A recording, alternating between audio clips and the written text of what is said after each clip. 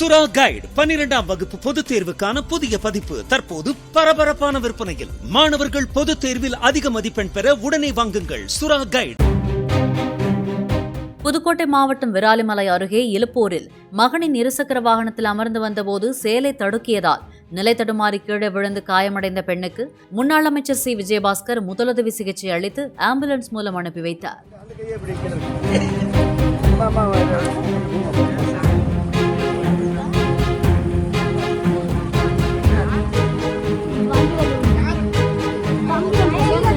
பின்னாடி